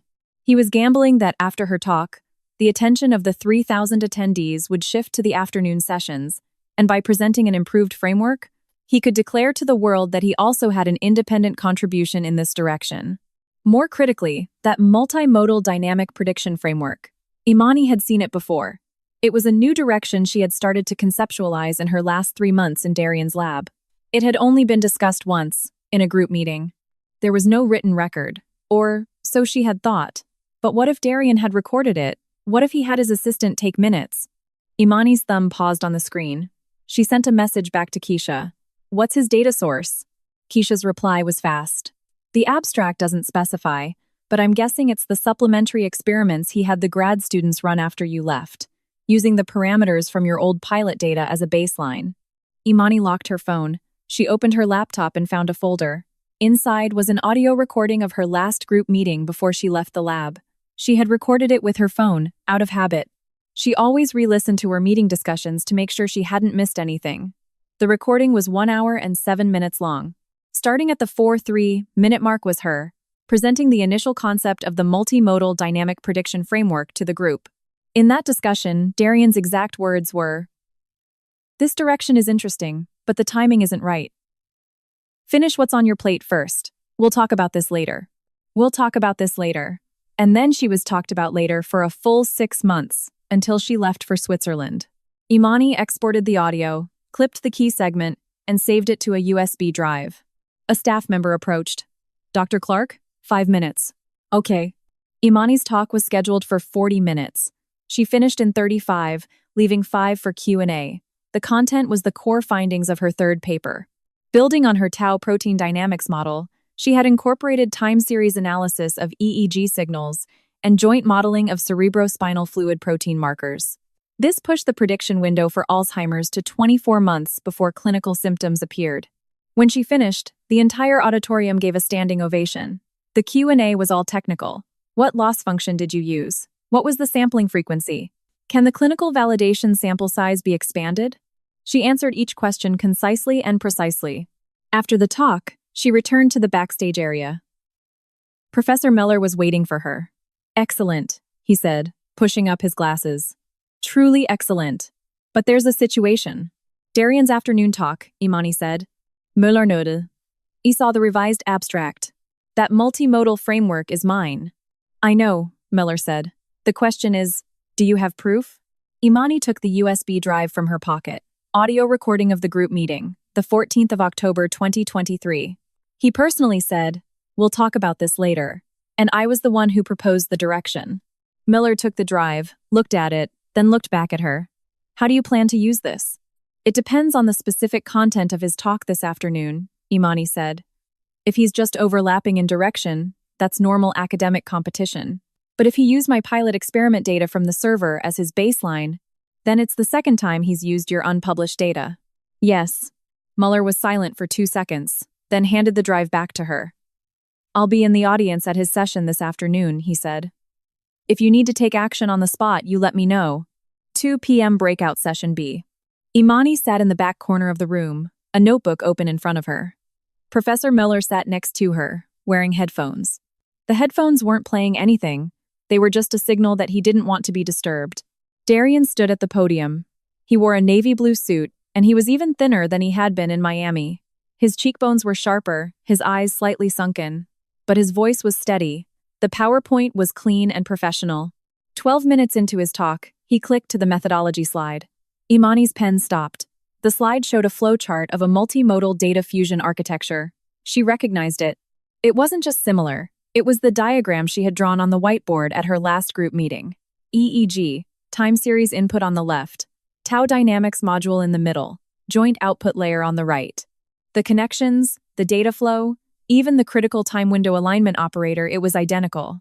In her notebook, she quickly jotted down 3 numbers: the architecture's layers, the hidden unit dimensions, the alignment operator's window parameter. Then she looked at the next slide. Data source. The baseline dataset for this study comes from the lab group's 2022 to 2023 experimental archive. The experimental archive. It was the pilot data she had left on the public server. Professor Miller gently adjusted his glasses. He said nothing, but his gaze shifted from the screen to Imani. Imani wrote a line in her notebook and tilted it for Miller to see. "Confirme. Data and architecture are mine." Miller gave a slight no. Darian continued his talk smoothly. His logic was clear, his stage presence composed. To anyone who didn't know the backstory, he would seem like a brilliant young scholar presenting his latest work. The presentation lasted 30 minutes. A polite round of applause followed. Just as the moderator was about to open the Q&A, Imani stood up. In a room of about 200 people, when she stood up from the back row, several pairs of eyes turned to her. Someone recognized her from the morning's keynote. Darian saw her too. Standing at the podium, his whole body tensed for a moment, like a plucked string. but he quickly recovered, even managing a tight smile. Dr. Clark. The moderator gestured for a staffer to bring a microphone to the back. Please, your question. Imani took the microphone. Dr. Vance, she said. The multimodal fusion architecture on your 12th slide. That time window alignment operator. Could you please tell me in which published literature I can find the reference for its theoretical derivation? Darian's smile remained, but his left hand moved from the edge of the lectern to his side. This is recent work from our lab group, he said. It's still under review, so there's no public literature yet. But the theoretical framework can be traced back to my 2022 paper on... That 2022 paper was retracted, Imani said. The air in the room froze for a second. Darian's lips moved. That was a procedural issue with the editors. I have a second question, Imani cut him off. You said the data source was the lab's 2022 to 2023 experimental archive. The parameter design for that experiment, the baseline sampling frequency, window length, and filtering parameters, who decided on those? Darian was silent. 3 seconds passed. Under the gaze of 200 people, 3 seconds felt like 3 minutes. That was a collective effort of the lab group. The 6th of September 2022, Imani's voice sliced through the silence, each word evenly spaced. You sent me an email. The exact words were, Imani, you set the parameters for that pilot experiment. I don't have time to deal with it right now. I have the original email. Darian's Adam's apple bobbed. My third question. Imani held the microphone a little higher, ensuring the whole room could hear. The core derivation of that alignment operator specifically, the recursive relationship in equations 7 through 11.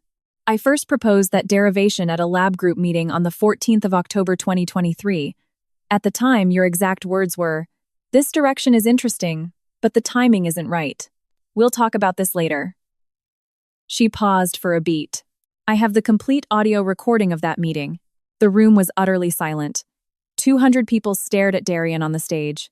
He stood there, his left hand gripping the remote clicker, his right hand hanging at his side, knuckles taut. His lips were slightly parted, as if he wanted to say something, but his throat seemed to be blocked. His PowerPoint was still on the final slide. Thank you and the lab group's logo. Imani handed the microphone back to the staffer. I have no further questions. She turned and sat back down. The room remained silent. No one else raised a hand. The moderator stood by, microphone in hand, hesitating. Finally, he said, Thank you, Dr. Vance, for your presentation. If there are no other questions. At the podium, Darian suddenly spoke. Imani, his voice was no longer steady. It was rough, like sandpaper. Did you have to do this? In this kind of setting? The side door of the room opened. 3 people walked in. 2 men and a woman, all in dark business suits, wearing official-looking badges. Imani couldn't read the text, but next to her, Professor Miller made a soft A sound. He recognized the badges. They were from the U.S. government's Office of Research Integrity. The 3 walked to the side of the stage. The lead man, who was middle-aged, showed his credentials to the moderator and spoke a few quiet words. The moderator's face changed. He handed the microphone to the man. The man took the microphone and faced Darian. Darian Vance. His voice was all business, devoid of emotion. We are investigators from the Office of Research Integrity. Based on the results of our investigation and in cooperation with the summit's organizing committee, we are here to notify you. The case regarding your suspected use of others' unpublished work and falsification of data ownership statements in multiple academic publications has reached a preliminary finding. Your university's review process for your associate professorship has been suspended. Your related academic titles will enter a review process. Please accompany us to a designated location to provide further clarification on these matters. In the room of 200, someone gasped. Darian stood at the podium. The clicker fell from his hand, clattering on the floor. The sound was sharp in the silent room. He didn't bend to pick it up. His gaze went over the 3 investigators, over the 200 colleagues staring at him, and landed on Imani in the back corner. That look, Imani saw it. It wasn't hate. It wasn't anger. It wasn't even fear. It was a look she had never seen on his face before. A complete, hollowed-out bewilderment. Like someone who had been shaken awake from a long dream, only to find himself not in his bed, but on the edge of a cliff. Mr. Vance, please cooperate, the lead investigator said again. Darian slowly turned to face them. His lips moved, but no sound came out. Then, he stepped down from the stage. As he walked past the front rows, the people on the aisle instinctively leaned away. It wasn't deliberate. It was visceral. He paused at the doorway, not turning back, but his shoulders slumped for just a moment. Then he followed the three investigators out of the room. The door closed. The room exploded in a low roar of conversation. Next to Imani, Professor Meller adjusted his glasses. His voice was low. "Did you know they were coming today?" "No," Imani said. She really didn't. She looked at the closed door. Her notebook was still open to the page with the 3 numbers and the single line of text. She closed it and put it in her bag. Meller glanced at her. "How are you feeling right now?" Imani thought for a moment. "I want to go back to the hotel and work on my paper," she said. The discussion section of the third draft is still a bit short. Meller's mouth curved into a smile. "Let's go," he said, standing up. "I'll buy you a coffee, then you can go work on your paper." That evening, Imani sat at her hotel desk. The screen showed the discussion section of her third paper. She typed a dozen lines, then paused. Her phone screen lit up. A message from Keisha. "Imani, the whole internet has exploded. Someone filmed the breakout session. The video of Dr. Vance being led away is trending on Twitter." Imani didn't click the link. The next message. Dr. Lawrence Vance released an emergency statement this afternoon. He said he is deeply saddened by the matter and will fully cooperate with the investigation. But nobody's buying it. People are calling him an accomplice. The next. Amara Monroe's papers have all been flagged as under investigation by the journals.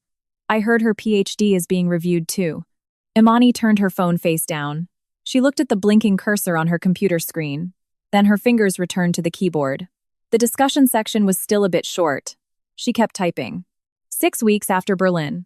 Imani was in her lab at ETH, debugging the import script for a new batch of clinical data when Professor Meller walked in. "Imani, someone's at the front desk for you." His tone was subtly strange. "A man. From the US. No appointment." When the receptionist asked his name, he said, "She knows me." Imani's hands stopped. "What does he look like?" The receptionist said he's very thin, looks exhausted, wearing a black coat, no scarf. Meller adjusted his glasses. "Do you want me to have them send him away?" Imani stared at the blinking cursor on her screen. "No," she said. "I'll go down." In the main lobby of the ETH building, Darian stood by the revolving doors. He was indeed much thinner even than in Berlin. His cheekbones seemed to jut out from under his skin. The collar of his shirt was loose around his neck, as if the clothes belonged to a different body. The dark circles under his eyes were no longer from a few sleepless nights. They were the chronic, lingering mark of long-term exhaustion. When he saw Imani emerge from the elevator, his whole body gave a slight shiver. "Imani." She stopped about 10 feet away from him. "How did you get here?" "I flew." His voice was hoarse, as if he hadn't spoken properly in a long time. "Got in yesterday." "I found your address. What do you want?" Darian's mouth opened. His gaze lingered on her face, as if confirming something or memorizing it. "Can we go for a walk?" he asked. "I need to talk to you." Imani glanced at her watch. 3:15 p.m. Outside the ETH building, the cobblestone streets of Zurich's old town were slick. The November wind was cold. The lake was a dull gray, the distant Alps shrouded in clouds. They walked along the path by the Limit River. Imani walked at a steady pace, her hands in the pockets of her down jacket. Darian walked on her left, half a step behind, as if deliberately matching her rhythm. After about 2 minutes of silence, Darian spoke first. "I lost my associate professorship." His voice was flat, as if he were talking about someone else. The university's disciplinary decision came down last week. Revocation of title, suspension of graduate student advising privileges, and a 3-year ban on applying for any federal grants. Imani said nothing. "My dad's nomination for the National Academy was also suspended," he continued. After the government's report was published, 2 of his joint funds were terminated, and a major lab's evaluation was postponed. "My mom. She's starting to feel the pressure at the hospital, too." "And?" Imani said. Darian stopped walking. Imani took 2 more steps before turning to look at him. He stood by the iron railing along the river, his hands out of his pockets, hanging at his sides. The wind messed up his hair, revealing a fine line on his forehead she had never seen before. "Imani," he said, "I didn't come here to talk about that. I brought all of that on myself. I know that." His Adam's apple bobbed. "I came here to tell you. His voice suddenly cracked, like the surface of a dry riverbed breaking from pressure underneath. The biggest regret of my life. It isn't any of the academic stuff. It's you. Imani watched him. For 3 years, I had you by my side and I took you for granted. His fingers began to tremble. He clenched them, then let them go. Your talent, your hard work, every piece of data and every idea you gave me. I took it all. I used it all. But I never let you stand where you were supposed to stand. His eyes reddened. But that's not the main point I came here to make. He took a deep breath, as if forcibly piecing himself back together. The point is, setting aside the papers, the lab, all the academic things, my feelings for you were real. He took a step forward. Imani, I love you, I always have. As he said the words, his voice finally broke. Not a loud, dramatic shatter, but like a string that had been stretched too tight for too long, snapping silently on a single note. I know I have no right to say this anymore, but I came here just to tell you.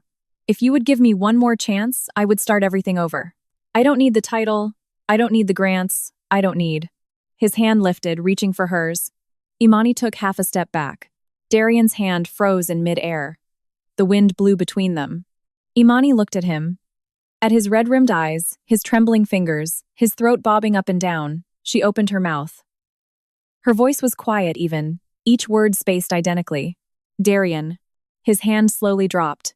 You just said you love me, she said. Let me ask you a question. In April 2022, when I sent you the first version of the tau protein model, what was your first thought when you saw it? Darian's lips moved. It was, this thing could get published in CNS, at least, Imani finished for him. It wasn't, Imani, you're brilliant.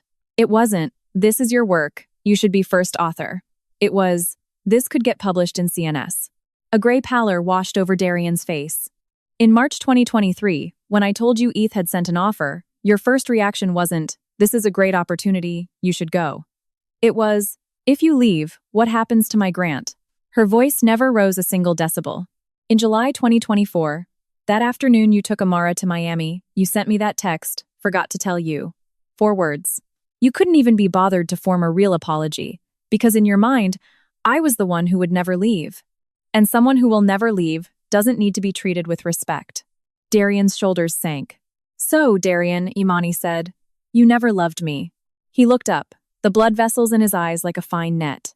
You just got used to using my talent to decorate your inflated ego and your pale academic record. The wind from the lake was cold. Darian stood there, as if pinned to the spot by an invisible needle.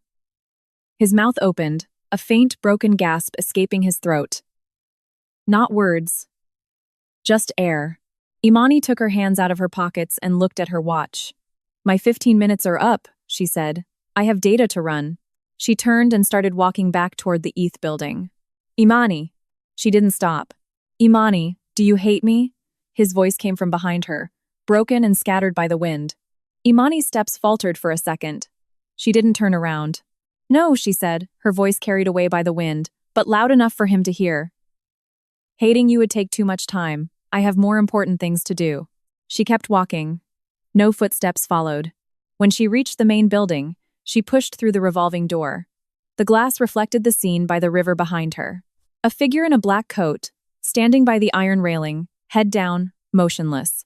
Imani walked into the lobby and pressed the elevator button. The doors opened. She stepped inside and pressed 3. As the doors closed, she leaned against the cool metal wall and closed her eyes for 1 second. Just 1. Then the elevator arrived. The doors opened. She walked out, pushed open the lab door, and sat back down in front of her computer. The cursor on the screen was still blinking.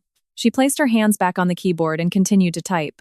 8 months later, when Keisha's call came, Imani was in the lab discussing the data collection protocol for the next clinical trial with her 2 new postdoctoral researchers. She glanced at the caller ID, told the postdocs, "You two continue, I need to take this," and stepped into the hallway. Imani! Keisha's voice was an octave higher than usual. The final decisions came down. Which ones? All of them. A joint announcement from the Department of Education and the National Science Foundation. I'll read it to you. Darian Vance. Revocation of associate professorship, cancellation of all pending federal grants, and a 10-year ban on applying for any national science funding. Furthermore, given Darian Vance's actions during the investigation, including instructing others to falsify evidence and coercing students to sign false statements. The case has been referred to the Department of Justice for further action. Imani leaned against the hallway wall. Referred to the DOJ? She repeated. Yes, it's not just academic discipline anymore. Falsifying evidence and witness tampering, those are federal crimes. Keisha took a deep breath. And there's more. Dr. Lawrence Vance. Formal revocation of his candidacy for the National Academy of Sciences, removal from all academic committee positions he holds, and forced early retirement. The report's exact words were, a serious violation of research integrity and using administrative power to cover up a relative's academic misconduct. Imani's finger traced the edge of her phone case. What about Amara? Amara's PhD was revoked. Keisha's words tumbled out, as if afraid the news would spoil if she said it too slowly. All 6 of her papers were retracted. Her dad, the director at the NSF, was also called in for questioning by the Inspector General. They're investigating conflicts of interest in the joint funding approval process. The final decision isn't out yet, but I heard he's already been suspended. The hallway was quiet. In the distance, a microwave dinged. Imani? Keisha hesitated. Are you still there? What are you thinking? Imani looked at the window at the end of the hall. The Zurich sky was a clean, pale gray. I'm thinking about what to have for dinner, she said. Keisha laughed on the other end of the line. 3 months later, Imani received a formal notification in her email from the International Brain Research Organization, IBRO. The subject line read, 2025 IBRO Young Investigator Award, Notification of Selection. The first paragraph of the body, Dear Dr. Clark. On behalf of the International Brain Research Organization, it is our great pleasure to inform you that you have been selected as the recipient of the 2025 IBRO Young Investigator Award, in recognition of your groundbreaking contributions to the field of neurodegenerative disease prediction and early diagnosis. The IBRO Young Investigator Award, the highest honor in the global neuroscience community for researchers under 40, only one is given each year. Imani stared at the email for a long time, then she forwarded it to Professor Meller. 3 minutes later, Meller's reply came. A single word and an exclamation point. Bravo! 10 seconds after that, a second message. You deserve it. I knew this day would come from the moment you first walked into this building. Where is the ceremony? Imani replied. Paris. June. UNESCO headquarters. Meller, I'll be there to applaud you. Imani typed. Thank you, her fingers pausing on the keyboard. She opened another window and made a video call to her aunt. The call connected after 3 rings. Aunt May's face appeared on the screen. She was wearing her reading glasses, and behind her was the wall covered in all of Imani's awards, from 3rd grade star student to outstanding doctoral dissertation. The papers had yellowed with age. Imani? Aunt May pushed up her glasses. What's wrong, baby? Calling me in the middle of the day? Auntie May, Imani said. In June, will you come to Paris? Paris? Aunt May's eyes widened. Paris? France? Yes, I'm receiving an award. I want you to be there to see it. Aunt May stared for 2 seconds, and then her eyes welled up. She took off her glasses and wiped her eyes, her voice a mix of laughter and tears. What kind of award? Is it bigger than the ones on this wall? A little bigger, Imani said. Then I'll have to buy a new dress. Aunt May sniffled and put her glasses back on. Send me the date. I'll ask the school for time off in advance. I will. June, Paris, UNESCO headquarters. The award ceremony was held in Conference Room 2. Imani had seen photos of the room online. A high, domed ceiling, dark wood paneling, the UNESCO emblem on the front wall. But the photos didn't tell her how long the walk was from the backstage to the podium. About 20 steps. She wore a dark gray suit. Not expensive, but well-tailored, with a clean shoulder line. On her lapel was the ETH pin Professor Miller had given her. A staff member backstage confirmed the procedure. Dr. Clark, after the presenter reads your citation, you will come on stage from the left, receive the trophy and certificate at the center, and then you'll have 5 minutes for an acceptance speech. Okay, one more thing. During the presentation, a video retrospective of your academic career will play on the large screen behind you. The committee produced it. It was sent to you for confirmation. I've seen it. The staff member nodded and left. Imani stood by the side of the stage, peeking through a gap in the curtain at the audience. The hall held about 500 people. The front 3 rows were members of the IBRO Council and special guests. The middle rows were filled with neuroscience researchers from around the world. She recognized some faces from conferences. Professor Meller was in the second row, on the aisle, looking at his phone. Aunt May was in the fourth row, slightly left of center. She wore a new burgundy jacket, her hair neatly coiffed. She clutched the bilingual program Imani had prepared for her, the paper already wrinkled. Imani's gaze continued to scan backward. The lighting was dimmer in the last few rows, where the public attendees without specific invitations sat. Anyone who had paid the conference registration fee could sit there. In the second-to-last row, in a corner seat by the wall, she saw him. Darian. He wore a dark blue jacket she had never seen before. His hair was longer than when she had seen him in Zurich months ago, his fade completely grown out and unkempt. He sat hunched in his seat, his shoulders slightly forward, as if trying to make himself as inconspicuous as possible. He wasn't holding a program or a phone. His hands were clasped on the small folding table in front of him, motionless. He was staring at the stage. Imani pulled her gaze away. The presenter's voice, speaking English with a French accent, boomed through the sound system. Ladies and gentlemen, it is now my great honor to present the 2025 IBRO Young Investigator Award. This year's recipient has, in just 2 years, revolutionized our understanding of neurodegenerative disease prediction. Her tau protein aggregation dynamics model and multimodal early diagnosis system have been described by reviewers as the most significant methodological breakthrough in the field in the past decade. The large screen lit up. A photo of Imani in her ETH lab appeared. She was at her desk with 3 monitors, covered in code and data curves. Professor Muller had taken it casually one day. The screen changed. A screenshot of the Nature Neuroscience website, featuring her first independent paper. Then, a side profile shot of her giving her keynote at the Atlanta conference. Then, a timeline animation. 2022. Imani Clark completes the theoretical framework for the tau protein aggregation dynamics model. July 2024. Joins the Center for Neurocomputation at ETH Zurich. November 2024. Publishes sole author paper in Nature Neuroscience, overturning the old parameter system. March 2025. Publishes multimodal early diagnosis system in Cell, achieving 97.1% accuracy. September 2025. Third major paper published, extending prediction window to 24 months. December 2025. Nominated for the IBRO Young Investigator Award. The timeline stopped on today's date. The final image was a simple text card. Dr. Imani Clark, Principal Investigator, ETH Zurich. The presenter's voice returned. Please join me in welcoming Dr. Imani Clark to the stage. The applause began. Imani walked out from the left, 20 steps. Her shoes clicked crisply on the dark wood floor. The applause grew from polite to enthusiastic. Someone stood up. It was Professor Meller, the first to rise. Then the 2 council members next to him.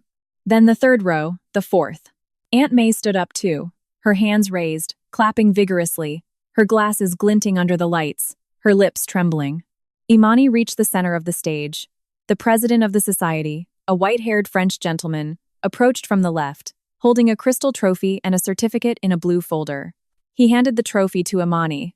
It wasn't heavy, but it had a solid weight, cool to the touch. Engraved on the base was her name, Imani Clark, and the year. Congratulations, Dr. Clark, the president said, shaking her hand. His voice, amplified by the microphone, filled the hall. You have moved our entire field forward by 10 years. The applause swelled again. Imani stood at the podium, one hand holding the trophy, the other resting on the edge of the lectern. 500 pairs of eyes were on her. The lights were bright, but not blinding. Herr Gaza passed over the front rows. Professor Meller was smiling, clapping. Her 2 postdocs sat next to him, holding up their phones to record. She looked past the middle rows of colleagues, some she knew, some she didn't, all looking at her. She looked past them to the back. Darian was still sitting in the corner. He hadn't stood up. He wasn't clapping. His hands were still clasped on the table, his knuckles taut. He was staring at her, his eyes filled with too much to discern from this distance. Imani brought her gaze back to the center. She spoke into the microphone. Thank you. Her voice was steady, not too loud, not too soft. The acceptance speech I prepared is very short, she said, because there are not many people I need to thank. A soft laugh rippled through the audience. I want to thank Professor Miller. 2 years ago, when I had nothing, you gave me a lab and the words, "We've been waiting for you." That sentence was my only anchor during my most difficult first year in Switzerland. Professor Miller nodded, his smile deepening. I want to thank my aunt. Imani's gaze found the woman in the burgundy jacket in the fourth row. She is a middle school teacher from a small town who has never traveled abroad. But she raised me from the age of 6, put me through my PhD, and today she is sitting in the fourth row. This is the first time she has ever been on an airplane. Tears were streaming down Aunt May's face. She wiped them with the back of her hand. The person next to her offered her a tissue. Finally, Imani said, I want to thank the people who, over the past few years, helped me understand one thing. She paused for a second. A person's worth does not need to be given by others. It only needs to be proven by oneself. She didn't look toward the back, but the entire hall fell silent for a moment. It wasn't an awkward silence. It was a resonant one. Then the applause erupted, louder than any time before. Someone whistled. Imani raised the trophy slightly, gave a small bow, and walked off the stage. After the ceremony was the customary reception. Imani was surrounded. People who wanted to collaborate, people who wanted a photo, media who wanted an interview. She handled them all, polite but not warm. After about 40 minutes, the crowd thinned. She stood by a large window, holding a glass of sparkling water. Professor Muller walked over. Someone's waiting for you at the entrance, he said, his tone carrying a hint of reservation. Imani didn't ask who. I know, she said. Muller looked at her. Should I send them away? No need. Imani placed her glass on a nearby table. I'll go say one thing, and I'll be right back. In the hallway outside the reception hall, Darian stood by a pillar. He was clutching a crumpled piece of paper. As Imani got closer, she saw it was today's program. He had crumpled and uncrumpled it so many times. The creases were about to tear. When he saw her, his body lurched forward, as if to meet her, but then he froze.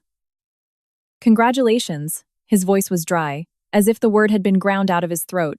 Thank you, Imani said. A 3-second silence. I just wanted to see it with my own eyes. Darian's gaze fell to the ETH pin on her chest.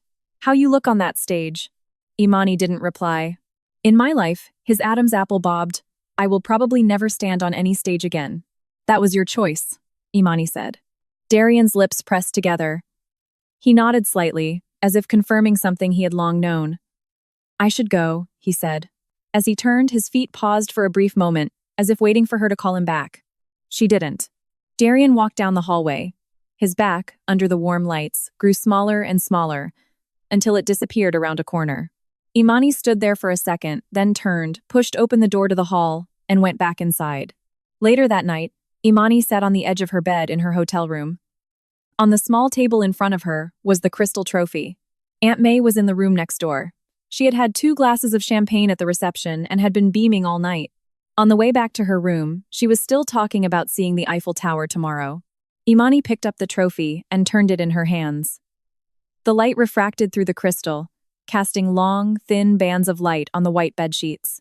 She picked up her phone and opened a photo album she hadn't looked at in a long time. There was only one picture inside. It was taken on her first day in Darian's lab. A group photo. 6 people in a row. She was on the far right, in a lab coat, smiling a little too hard. Darian was in the center, holding a marker. On the whiteboard behind them was the research plan for that semester. She was 26 inches the photo. She looked at it for 3 seconds. Then she pressed delete. Are you sure you want to delete this photo? Confirm.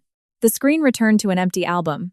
Imani placed her phone on the pillow and turned off the light. The June night in Paris was quiet. The curtains weren't fully closed, and a thin sliver of light seeped in, landing on the ceiling. Tomorrow, she would take her aunt to see the Eiffel Tower. The day after, she would fly back to Zurich. Next Monday, the first batch of experiments for her 4th paper would begin. This time, it was a collaboration with a clinical team in Boston. A prospective cohort study of 300 people. Her fingers unconsciously touched her left ring finger.